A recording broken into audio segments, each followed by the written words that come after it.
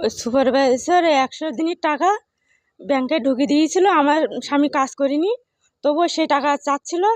টাকা ঢুকিয়ে দিয়েছিল ওই ব্যাংকে। তা আমার স্বামী কাজ করিনি, আর সেই টাকা দিতে পারিনি। গরিব মানুষ, টাকা খরচা করে ফেলেছি। সেই জন্য মারধর করে রাস্তায় ফেলে রেখে দিয়েছি। আর কাজ না করিয়ে জব কার্ড হোল্ডারের অ্যাকাউন্টে টাকা ঢুকিয়ে সেই টাকা সুপারভাইজার চেয়ে না পাওয়ায় জব কার্ড হোল্ডারকে বেধড়ক মারধর। আহত জব কার্ড হোল্ডার হাসপাতালে চিকিৎসাধীন। ঘটনার পর সুপারভাইজার গা ঢাকা দিয়েছে। 100 দিনের কাজে সুপারভাইজারের বিরুদ্ধে অভিযোগ। উত্তর 24 পরগনা জেলার হিঙ্গলগঞ্জের স্যান্ডেলবিল এলাকার ঘটনা। ওই সুপারভাইজার 100 দিনের টাকা ব্যাংকে ঢুকিয়ে দিয়েছিল। আমার স্বামী কাজ করিনি, তবুও সেই টাকা চাচ্ছিল। টাকা ঢুকিয়ে দিয়েছিল ওই ব্যাংকে। তা আমার স্বামী কাজ করিনি, আর সেই টাকা দিতে পারিনি। গরিব মানুষ, টাকা খরচা করে ফেলেছি। তো সেই জন্য মারধর করে রাস্তায় ফেলে রেখে দিয়েছি। আর গ্রামের মানুষ সংবাদ দিয়েছে, তাই হসপিটালে নিয়ে এসেছি।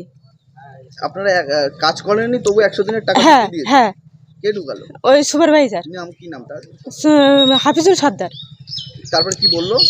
ওই টাকাটা চাচ্ছে এক্ষুনি, সেই তক্ষুনি চাচ্ছে টাকাটা দিতে হবে, না মেরে ফেলতে হবে, এরকম বলে হুমকি দিয়ে মারধর করে রাস্তায় ফেলে রেখেছে। তারপরে হাসপাতালে নিয়ে আসছে? হ্যাঁ, তারপরে ওই গ্রামের লোকজন খবর দিলে তাই হসপিটাল নিয়ে এসেছি। থানায় জানিয়েছেন? হ্যাঁ হ্যাঁ, থানায় জেনেছি। আপনার নাম? আমার নাম সুফিয়া বিবি।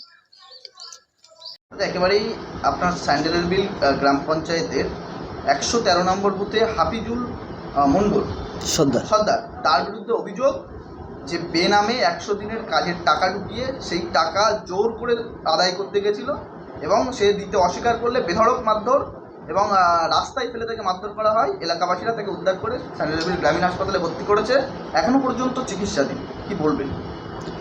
আমাদের 113-14 নম্বরের বুথ যে সুপারভাইজার হাফিজুল সর্দার দীর্ঘদিন থেকে এনার্জিজের কাজের সঙ্গে যুক্ত। এ পর্যন্ত কোনো রিপোর্ট আমরা পাইনি হাফিজুল সর্দার সম্পর্কে, কিন্তু গতকাল এই বিষয়টা আমি শুনেছি। আমাকে মানে কয়েকজন বলেছে যে এরকম হাফিজুল সর্দার অন্যদের কাজ করিয়ে টাকা পয়সা দেয়নি বা টাকা অন্য নামে ঢুকিয়েছে, এরকম অভিযোগ আমার কাছে আসে। আমি সেই বিষয়ে একটু তদন্ত করছি এবং খোঁজখবর নিচ্ছি। আমরা এই বিষয়ে খোঁজখবর নেওয়ার পরে তদন্ত করে পঞ্চায়েতগতভাবে তদন্ত করে যদি কোনো অ্যাকশান নিতে হয়, সেটা আমি বিডিও সাহেবের মাধ্যম দিয়েই সেই অ্যাকশানটা নেওয়া হবে। 1, 2 হলো, ও যে মারধর করেছে এই রিপোর্টটা আমার কাছে এখনও আসেনি। মারধর যদি করে থাকে নিশ্চয়ই তার আইনানুগ ব্যবস্থা, যাকে মারধর করেছে সে আইনানুগ ব্যবস্থা গ্রহণ করবে। আর পঞ্চায়েতগতভাবে যেটা দেখার, সেটা আমি এবং বিডিও সাহেব এই বিষয়টা নিয়ে তদন্ত করে ব্যবস্থা নেব। কিন্তু এখনও পর্যন্ত আমরা ওকে দোষী সাব্যস্ত করতে পারবো না, যেহেতু ও এখনও কারো কাছ থেকে এইভাবে জোর জমট করে টাকা তুলেছে। আমাদের কাছে কিন্তু লিখিত অভিযোগ পঞ্চায়েতে নেই বা বিডিও অফিসে নেই।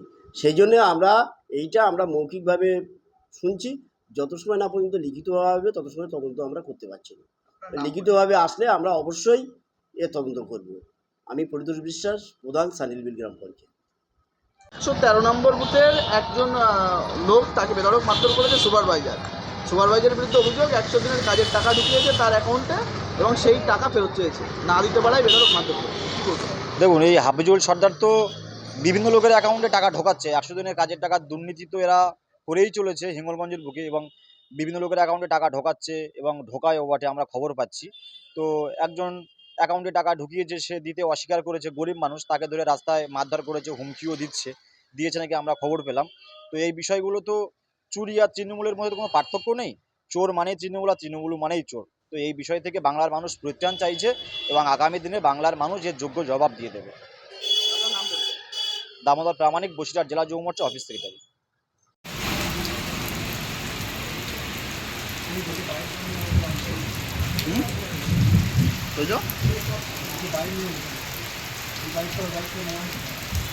দিয়ে দেবো সব।